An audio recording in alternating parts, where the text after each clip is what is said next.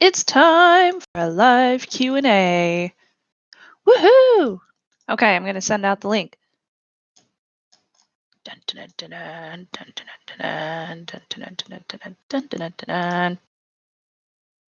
All right.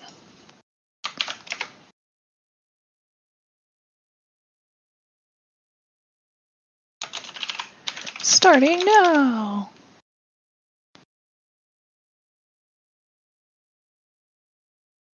And put it on Patreon. Link.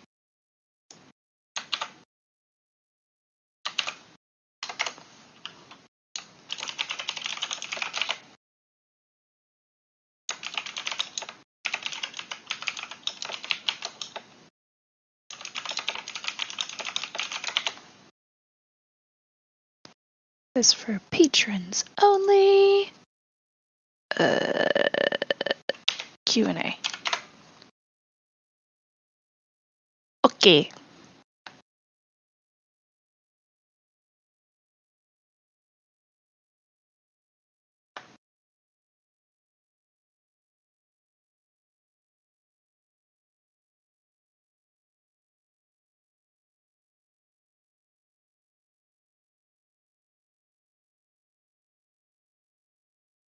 Make sure all my links are up and running. Okay, can you hear me okay? Please comment if you can. Hello. Can you hear me okay? Yes. Link running, audio okay, cool. Thank you. Hi, Kat. Hi, Carl. Hi, Terrell. It's so nice to see everyone. Terrell, did you get the con flu from being at DEF CON? I hope not. It was so good to meet you, by the way. Awesome. I'm so happy that everybody can hear me. I'm going to move my microphone a little bit. No flu, too much drinking. Yeah, I know how that feels, Terrell. I ended up got pretty drunk on Saturday night when I went to that Sailor Moon party. That was a good time, though. I'm really happy that I was able to go. So it was great. Well, I'm happy to hear that everybody's doing good today. It's so good to see everyone. So I'm trying something new this time around for this live Q&A. I did open up the Q&A session to the Discord chat as well, mainly for anybody who wasn't able to join today based on time, because I know the schedule sometimes conflicts with some folks. So I did have a couple of questions in there, which I will get to today. But as usual, this is the Patreon live Q&A. So if you have any questions, feel free to put them in the chat area of this live stream, and I will be happy to answer them for you. So I'm super surprised that it's already August of this year. I don't know if anybody else feels that way, but I have felt like this year has gone by so freaking fast. And I don't say that every year. I'm not one of those folks that says, like, oh, this year is going by so fast every single year. I'm more of a, I don't know, usually I feel like there's not enough time in a day, but I always feel like the years just take forever. Probably because like my birthday's at the end of the year in November, and I love Halloween and I love Christmas. So waiting for those through the year makes me feel like the year takes forever. Yeah, I know. Where did the last year go? It's been insane. I think for me, and this week has been kind of hard. I don't know why. I think it's just because like I'm reading too much into online criticisms of what I've been doing. But this summer, ever since we canceled Tech Thing, has been really tough. Just like I feel like I'm constantly working, and I feel like I haven't had a lot of time off. Like I went to DEF CON, and then this last weekend I edited all of the Hack 5 series of DEF CON videos. And then I had to get into ThreatWire again as usual on Friday, and then going into Monday for the recording schedule. And then I also had my own videos that I'm trying to ramp up on my personal channel. So I feel like I haven't had any time off in like a month. Yeah, Carl, I definitely need to take a break and like love myself and give myself a me day because at this point I'm just like, oh, I don't feel burnt out. Like I'm really productive. I'm getting a whole bunch of content made, but I constantly feel like I'm behind and stressed. And it doesn't help when you go online and somebody's just like, your work is terrible. And I'm just like, you can't make people change their mind about you, but it doesn't really help when your work is so public facing that you have a lot of those criticisms online from people who may not understand how much work goes into it. Yeah, there will always be jerks. That's true, Kat. That's very true. We have a couple of new folks in here. NA, Ronald, Harry, hi. It's nice to see y'all. Thank you so much for joining. Looks like we have quite a lot of viewers. Maybe this is a good time of day to do live streams. How is the YouTube crackdown on alt tutorials going to impact ThreatWire? Asriel, hi. It's nice to meet you. So far, it hasn't. It hasn't affected me at all. Uh, for the Hack5 channel in general, my cat's saying hello. Hi. Hi, Starbuck. For the Hack5 channel in general, it really hasn't affected us. And I think it's because probably one, we've been a YouTube partner for so long. Like the channel was started in 2006 or 2007, believe before I was a part of it, because I didn't join until 2008. I have cat hair in my mouth. That's like an ongoing problem with living with cats.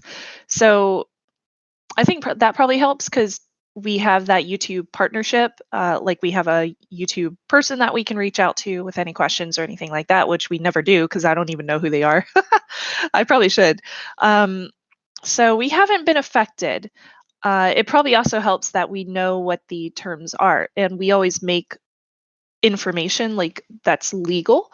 So even though we talk a lot about like how to hack X, Y, and Z, we also talk about how to protect yourself from those same kind of hacks. So, and that's something that I always try to focus with on ThreatWire too, is just making sure that I always say like, hey, these are the hacks that's going on. This is how they happen. This is how you can protect yourself. And we have had a couple of monetization um, things that or videos that got demonetized, but generally we we get an immediate response if we ask for a review. So they end up getting fixed, within 24 hours. Not to mention, I'm not too worried about demonetization because videos don't make a lot of money on YouTube. It's really the sponsorships and Patreon and stuff like that is where you get your funding and where you can make your income. Because advertising on YouTube, you get like 1 cent per every 100 or 1,000 views or something like that. It's ridiculously low, especially for the gaming and security and privacy type of content. Let's see. Okay, so we do have some questions in here. Carl says there's always jerks or there's always critics. Just don't worry about them. We appreciate you. Thank you, Carl. I appreciate that. That's really nice to hear. Pleasure to meet you. Yes, Asriel, thank you so much for joining. Yay for babies.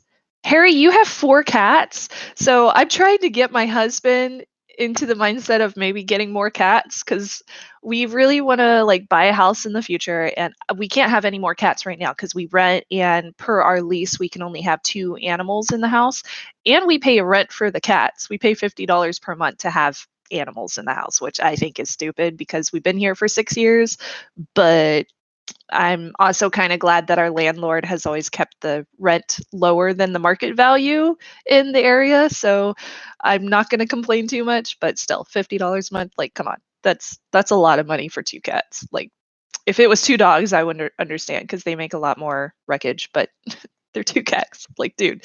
But yeah, I want to have 4 cats. That would be so cool. I would love to have 4 cats. So I think maybe once we move in the future, whenever that might be, and we get our own place, I want to have more little animals running around the house. I want to have a dog. I want to have more cats. And I don't know, maybe a bunny or something. I had a bunny when I was growing up. So I had ducks when I was growing up. I had so many animals, snakes. We had hamsters and rats. We never had a guinea pig. I always wanted a guinea pig and ferrets. I never had ferrets. That would be cool too. I just want to I want to have a farm. So I feel like we would have to own our own house to be able to do that. Richard, hi. It's nice to see you live as well. Can we see your gamer girl bathwater cooled PC? And Tess. I'm sorry, I don't sell my bathwater on the internet, but I'm very. What are you doing? Okay, come here. You are really wanting that attention. All right, up we go. Please don't poop on me. She has a thing where she poops on people. She just, I don't know, she doesn't wipe her butt very well, so she ends up just getting poop on everybody. So hopefully she doesn't poop on me. Did you wipe your butt? Okay, she looks good. I don't think she's pooped on me today. Yes, you can see my gamer girl bathwater cooled PC, what I am running back here. Let me pick up my webcam so you can see it. So there's the kitty. Say hi. She's so funny. And there you are. Whoa, Inception. Oh, wait, no. There you are. Whoa. Oh, that is so cool. I love doing that kind of stuff. That's so ridiculous. Oh, crash the PC. Okay. So there's Starbuck with her cute little butt and my little Sailor Moon items up here. And this is the rig that I have built. It is wonderful in all the right ways. It is a mini ITX rig, which is the first time I have ever built a mini ITX. This was a lot of firsts for me. It's my first one that has full RGBs. It was my first one that was mini ITX. I've always done full towers. It was my first time using liquid cooled, though it is just stock liquid cooled, nothing special. And it was my first time having one that uses NVMe, so that was pretty awesome. I learned a lot about thermal strips because I ripped mine off and then I had to buy a new one on Amazon, so that was fun.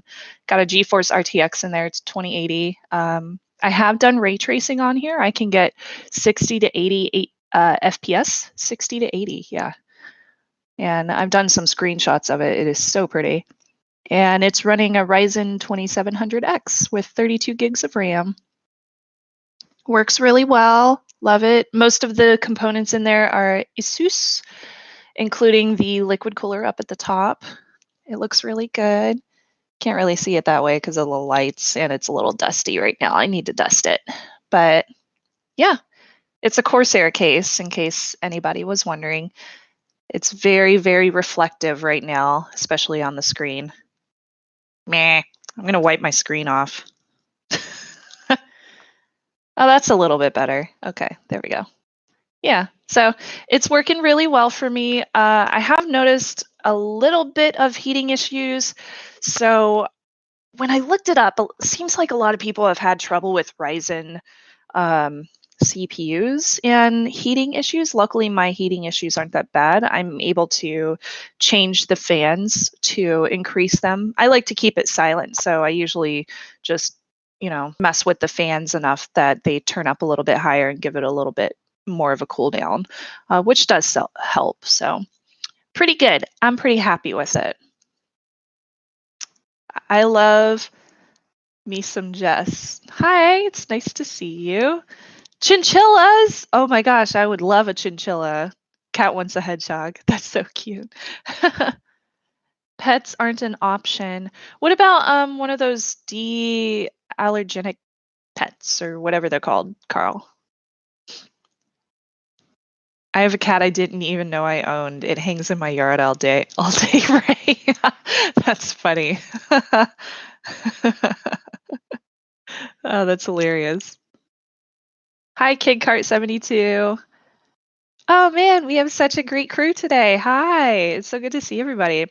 In many of those various communities I travel across, I'm seeing a lot more of the garbage communication apps claim end-to-end encryption, enter Telegram, etc.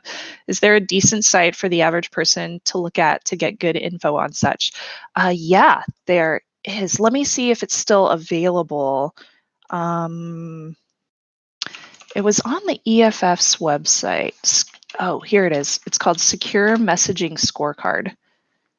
Secure is mess. Ah. Oh no, they took the website down. Wait, man, what the heck? Oh, that sucks.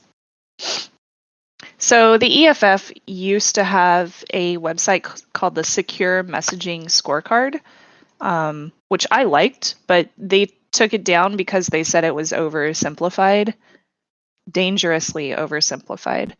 But honestly, like for the norm for consumers that aren't going to be looking at reviews of every single thing, having a simplified scorecard for messaging, I feel like was helpful. Why did they take it down? Wait, let me see if there's. I'm going to see if there is a good one. Oh, here we go. Haha. Okay, so it says out of date for archival purposes only, but I was able to find the old scorecard. That will help. But since it is out of date, they haven't updated it. I wonder when they updated it. It doesn't say.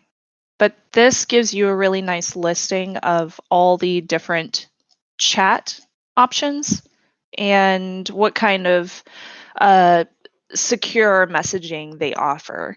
So, for example, I wonder if Signal is in here.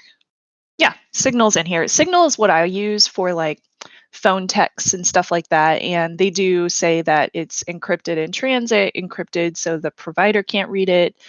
You can verify identities of the person that you're supposed to be sending messages to, which is very nice. Are PassCom secure if your keys are stolen? Is the code open to independent review? Is security design properly documented? And has there been any recent code audit? All of which are very good. So you can look through there and see some of the older scoring for text messaging and for messaging online and find one that kind of matches your needs. Of course, I would then go to their website and make sure that it still answers your needs because, again, that information is old. So it might have changed. So disclaimer, the information on that website that I linked in the chat may have changed. They are expensive unless I can find one at a shelter, but I tend to stay away. Oh yeah, Carl, I totally understand. Harry has a black cat named Toki. I have a black cat named Luna. I named her after Luna from Sailor Moon. Drat on double drat. Yeah, I know. I wish they hadn't taken down or they still updated the secure messaging scorecard. I mean, they could always make it a little bit more lengthy so that it's not oversimplified. Here's what they said. I'm going to link what they said about removing it so you know why they took it down too. But yeah, that was a website that I used to recommend a lot, is using that secure messaging scorecard to make sure that whatever option you were choosing kind of hit all the right marks. But yeah, you can always, check out the websites for those different ones. Hopefully they aren't lying about whatever they do, but you can find out. Yeah, useful information. Again, I know that there's quite a few people that have just jumped in. So this is the live Q&A, which means that you can ask any questions in the live chat. Doesn't have to necessarily be security and privacy, but I love those as well, and I will answer them as much as I can. A concern for the privacy community, I'm finding that a lot of tools are being removed from view. It's quiet, but it's seeming pervasive. Yeah, I've noticed that too. And I think that a lot of folks are trying to, like, if it's within an app, they're trying to oversimplify it for the user. But I'm also finding a lot of users are getting a lot more interested in their security and privacy. And it's probably because of the range of hacks that we've been seeing happen in the past couple of years, especially ones like Equifax that have obviously given them a reason for their security and privacy to matter, because people don't really realize how much security and privacy matters until it affects themselves or it affects somebody who has a direct relationship with them and could thereby indirectly affect them, if that makes sense. Like if my husband, for example, if somebody hacked his identity information and stole enough information to create a credit card and then got a credit card in his name and racked up a bunch of money, he could end up getting his credit hit because of that, which would also affect my credit too because we are married. So if something like that happened, that would be of a big concern. But luckily, I'm paranoid, so I make sure that that wouldn't happen to him, and I use a lot of different protocols to make sure that I keep my household secure, not just myself. Yeah, security and privacy is really important, and I wish a lot of companies would, pay attention to that more often. Like I was mentioning, I kind of went off on a tangent, but a lot of applications, even I'm finding that they will like oversimplify their application, and then I'm just like, well, where's the 2FA? How do I set up the 2FA? And I'm like, oh, you actually have to like get on a browser and turn it on your computer, and I'm just like, nobody's going to do that if they're like a regular user. Like, make something easy to do, and more people will do it. A book I started recommending comes from my friend Violet Blue. Oh, you're friends with Violet Blue. That's cool. I met her once at a yeah, Smart Girl's Guide to Privacy. I've never read it, but she's a pretty smart girl, so I'm assuming it's a really good book. Someone recently signed my email address up for Dashlane, hoping I could use it. That's weird. They signed up your email for Dashlane. Well, that means that you could go in and change the password. Somebody signed me up for an adult pornography site, so I went into the website and I changed the password and then I deleted it. So that was awkward. Use KeePass. Yeah, I feel like you could just log into Dashlane and change the password and then you could have access to it. That's annoying though. I've had that issue with my public facing email address where somebody will like sign me up for some random thing and I'm just like, I didn't sign up for that. Didn't want it. Thanks though. Yeah, just change all of their passwords. Carl. I mean, you could. They did sign you up for Dashlane. That was very nice of them. I'm pretty sure Dashlane charges too, so that was nice of them to do that. How comforting that somebody is looking out for you. I'm looking this way, by the way, because the chat is over on this side of my computer. So, yay, it's good times.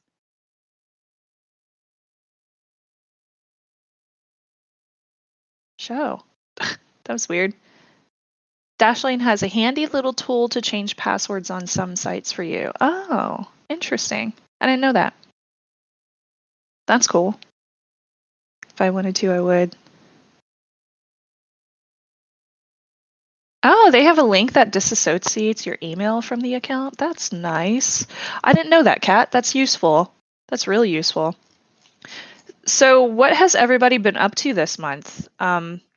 If you missed my little vent at the very beginning of this chat, I was saying to everybody that it's been really, really stressful lately because I haven't had any time off work because I went to DEF CON and then I've been working straight through trying to get all of my videos from DEF CON out and trying to get like up and running on my personal channel and doing all that stuff. So it's been a very, very crazy, very stressful couple of months.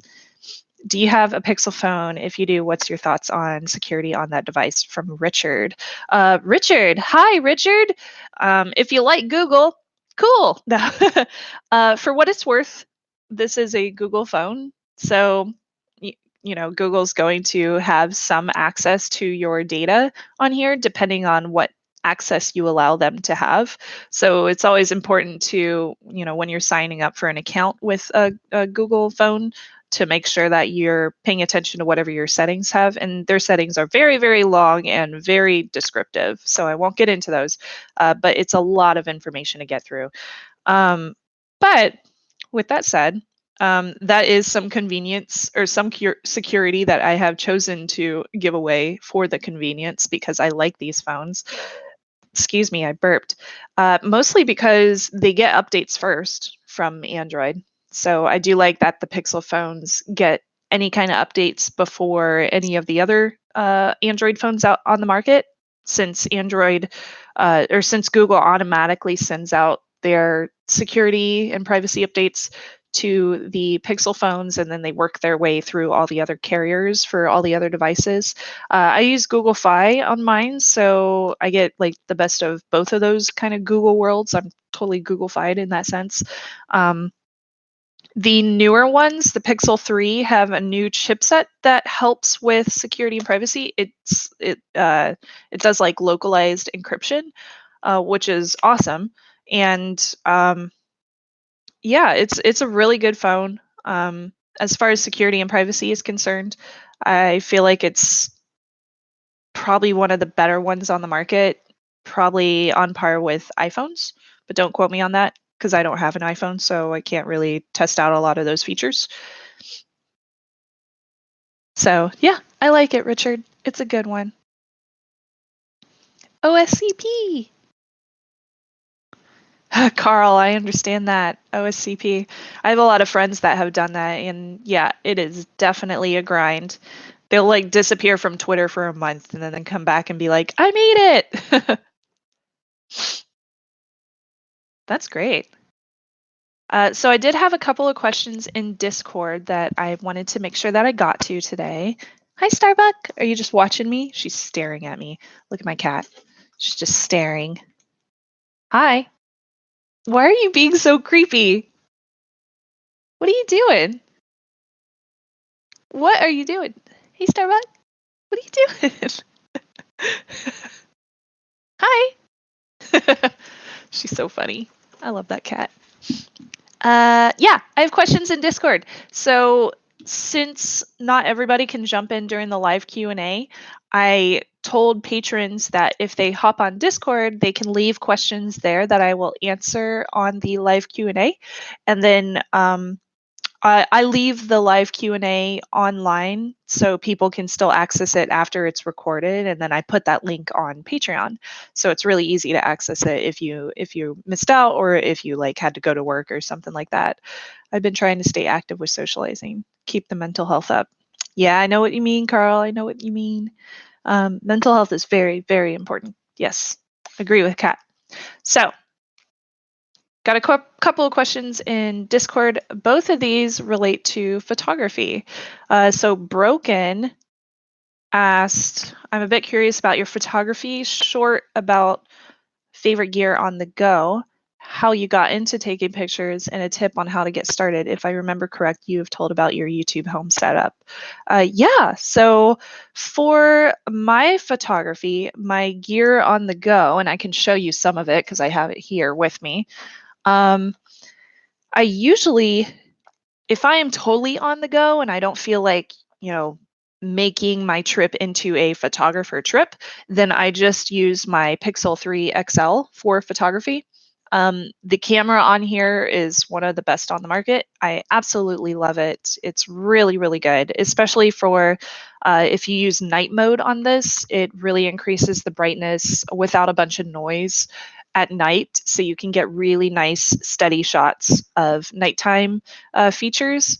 I also really like it for HDR photography because it does really good job with HDR, and the portrait mode for like selfies and portraits with friends and stuff like that is decent. I wouldn't say it's perfect because sometimes it screws up like my hair. It'll blur out pieces of my hair and stuff like that, which you shouldn't be getting with a portrait mode, but the tech just isn't there quite yet. So this is a really, really good one to use. And then if you get a Pixel 3 XL, I believe you still get the unlimited backups if you purchase one. So that's really nice because you get the automatic cloud backups to Google Photos just in case you lose your phone or anything like that. So this is really useful for just an on-the-go setup. And then if I'm recording video, I'll generally use this with a DJI Osmo Mobile 2. Number 2. Although the DJI Osmo Mobile 3 just came out and I'm really interested in it. I want to review it and check it out for my channel. So I'll most likely invest in one of those in the future once I get paid again, so I can actually check that out with this. I think that'll be really fun. So I use that, and then if I don't want to deal with the mic that's built into this because there is no headphone jack. I'll use a dongle for USB-C so that I can tie it into my Rode mic, and it's the Rode Mic Go that I've been using. Pretty good microphone. I did try it with the Pixel 3a, and for some reason, the Pixel 3a recording on that phone, recording video, sometimes jumps, like the audio jumps and it gets out of sync. So I've been holding off on using the 3a and just using the 3XL, and I think the 3XL works a little better for recording video. So photography and video on this is great. I also use for video, and I'm also thinking about upgrading this too because a new one just came out. So I use a Joby GorillaPod. This is my Joby GorillaPod. I also need to upgrade this because this one's old and it's starting to kind of give out on the tripod heads right at the top. Eventually, over time, these end up losing a lot of their grip and they slide really easily. The other pieces of the grip are really nice and they hold very still, but putting the camera on top of here and then giving it a little bit of weight, sometimes these slide out from underneath them because they just don't hold their grip as well as they used to up at the top of these legs. So this is the Joby GorillaPod. Might invest on a slightly larger one that has thicker ball heads so that it will grip a little bit better whenever I'm using it. But right now I'm using this as kind of a selfie stick almost, because you can take this into, like Disneyland and stuff like that, and they won't make you turn around and take it out because it's just a handheld tripod. It's not a selfie stick. So you can totally get it into places that don't allow selfie sticks, which is great. And this is my camera on the go. I usually use this camera on the go for vlogs. Has a couple of little issues with it. This one doesn't have image stabilization built in, so my videos end up being kind of shaky. I could invest in a nice gimbal, but it's hard to find a good gimbal that is made for this size camera. You can get really nice gimbals for larger cameras that are like, 3 pounds and more, but those end up being several $100s up to like $1,000. And if you try to use a smaller camera on those, they just won't register the weight of this small camera because it's so weightless. So they just don't work. I have tried a Chinese made gimbal with this, a Zhiyun something or another. I didn't really like it. I didn't find it was very steady, and it was really hard to set it every single time I used it, so I just never used it. It was kind of a pain in the ass, to be honest. So I usually just use this handheld. It has mics at the top. The mics are fairly good on here, which is wonderful. And it also takes just a regular SD card and then a little Sony battery in there. And the batteries are replaceable, which is also nice, and rechargeable, which is great. Usually I just recharge it by using micro USB, plugging that in. And then this one has really nice f1.8 aperture lens on it, which means that the lower numbers give you a much more lighting that is brought into the lens, and they also give you a better bokeh effect, or a better portrait mode, if you will. So on this lens here, I can get really, really nice close-ups of like tech that I'm showing off, or my cats, or like my computer over here, or my face, or whatever it might be, and get that nice blurry background behind it. So this ends up giving me really, really pretty shots. Also has a viewfinder, which is cool. Yay, viewfinder. Automatically turns on whenever you pop up the viewfinder. There's a flash on it, but I never use the flash because flash is gross. Don't really use this for photography, though. I usually only use it for video, and it's a really, really good piece of gear for that. They did just come out with a new one. This is the Sony RX100 Mark V, I think. Yeah, they did just come out with a new one, which is the Mark 7. I skipped the 6 because the aperture on that one was not as good as this one. The Mark 7, the aperture is also not as good as this one. They just took the Mark 6 aperture, the lens, and stuck it on the new one. But it does have a mic in jack, which means I could use my Rode mic to make video on this, which also means I could free up my phone whenever I want to record video with a decent mic. So kind of considering upgrading to that one, but it's it's like $1,000. So it'll probably have to wait quite some time until I can invest in a new camera. I could sell this one and still get some decent money out of it. So I'm just kind of waiting until I can actually afford that. But this is my go-to whenever I'm recording video. I don't have it down here because it's in my studio right now, but I also have a Sony, what is it called? Not RX100. What is my Sony called? Oh my God, I'm blanking. Why am I blanking on my Sony? It's the Mark II. Uh, Hold on, I'm gonna Google it because I'm dumb right now. Oh, it's the A7R2. That's what it's called. I can't believe I forgot that. I have a Sony A7R2. It's a really big camera. It's nice, like gorgeous DSLR. Interchangeable lenses, which is great. I have 3 different lenses for that camera. The one I usually use is like a 16 to 35 millimeter with a really great f-stop, a really great aperture. And that one I usually use for my photography. Takes RAWs, so does the phone, so does the Sony RX100 Mark V. All of them take RAW shots, so I can edit them really easily and really beautifully in Lightroom. So I love editing photos whenever I get into that. That camera, I usually just leave in my studio unless I'm going on like a 2-week vacation overseas or somewhere really pretty. If that's the plan, then I will pack that and I will choose 1 or 2 of the lenses that I want to bring with me. Either my close-up, really nice 16 to 35, or I will take a 55 millimeter portrait mode shot lens, portrait lens. It's called a prime lens, or I will take my zoom lens if I'm going somewhere where I know I want to zoom in a lot. The zoom lens can go over like 100 millimeters, which means it can go really, really far, which is great. But yeah, that one, the battery dies pretty quick. I do have a mic in jack on that one, so I can use a microphone on it to record video. But since it is a heavier device, it's a heavier camera, I generally don't want to use that on the go because recording video on that, I would get really tired really fast. I do use it at conventions, like CES, I will use it there. It is very tiring to use, but it gives me beautiful shots, and I would much rather just have one camera on the go than bring that camera to record video and then this one on the side for anything. So I usually just bring that one. So yeah, it ends up being really, really nice setup and I love it. And then for tripods, I usually use a MeFoto travel tripod, I think.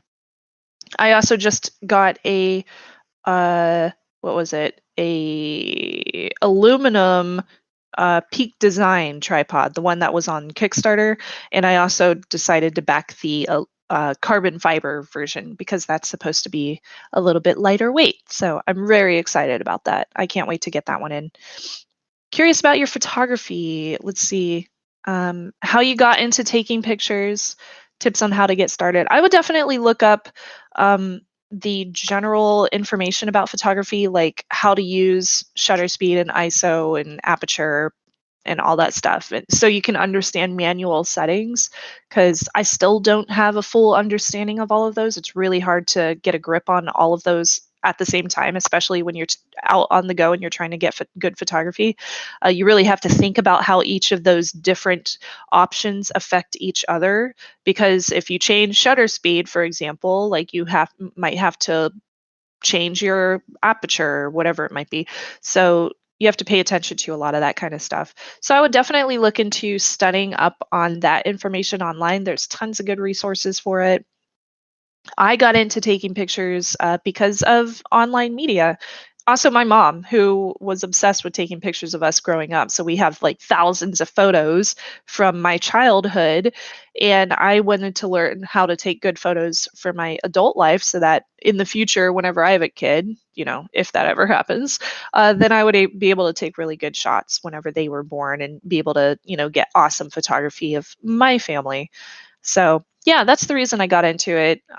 Tips to get started. I think that was everything. Yeah, so broken, that was long-winded, but I hope it answered all your questions. Dr. Andrew R. said +1 for some photography chat. It's time to replace my DSLR and tempted to go mirrorless, but would love to know what the best options are out there. I mostly do nature and travel pictures. So nature and travel pictures is what I do too. The Sony A7R II is beautiful, wonderful, and since it's not the newest model, it's also a little less expensive. If you want to go like 4K and have really nice, um, what am I trying to say? Really nice additional features, then the A7R III is also a really good option. The A6000, also by Sony, the A6000 models are really great for photography. And they're a little less expensive as well, which is wonderful. If you want to stick with a point and shoot, the Sony A7R or the Sony RX100 Mark V is also a great option, and it's less expensive now because it's an older model, since they just introduced the Mark VI and Mark VII this year. So, whew, lots of information about photography. Yay. You can tell that I am definitely a Sony photographer nerd. I love Sony cameras. I think they are beautiful, and they should totally hire me to be an influencer for them. They haven't yet. I did used to work for Sony as their Signal host, SGNL. They had a show back in the day called Signal by Sony, and I did a season of work with them, which was really fun. But other than just being hired and doing videos for them, I didn't get any additional perks, and I was really hoping that they would give me like a free camera, but that never happened. Darn. Let's see. Kat says, I hope you do review the Osmo 3. I'd like to see it. Yeah, me too. Like, I'm really excited about it. It's available now. I just have to wait until I have the funds to be able to do it. Have you tried Windows Hello? Says Kat. It seems like the webcams that work with it are so expensive and the fingerprint readers don't get great reviews. I agree. Kat, I have used Windows Hello just on laptops that it already came on for some of my reviews that I've done with like Tech Thing back in the day. I think I have. What are you doing, Luna? I have a laptop that I have to review from Acer that might have Windows Hello on it. I'll have to check, but I have reviewed a lot of machines that have it built in. I've also noticed that the fingerprint readers are not as good as the fingerprint readers that you get on devices like phones, for example. Although this one is somewhat slow, I really like the new ones that like OnePlus has put into their phones. They're a lot faster. Also, the Samsung ones are really fast too. So come on, Google, get on it. So yeah, I'm not too big on the fingerprint readers. I have not used any webcams that work with it, so I can't really comment on that.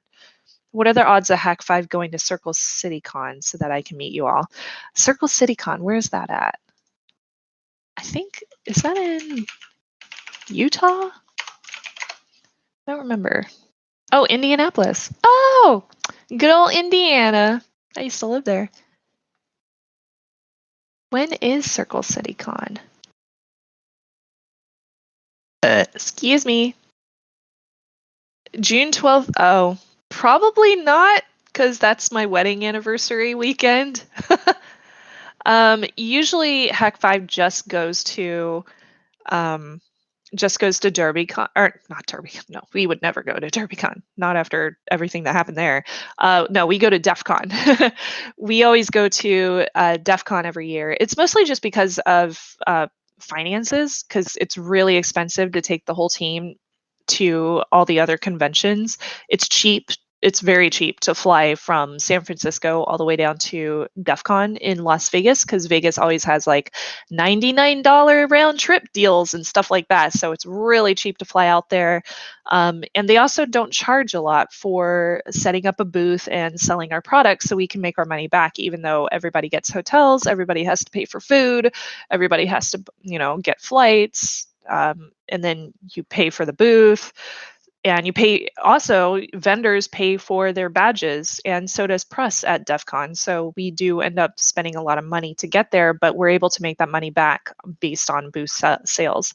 It's a lot harder with the smaller conventions, because it's a lot harder for us to make that money back, because either there's not as many people there to buy products at the booth, or the booths are a lot more expensive than they are at DEF CON, which is really backwards.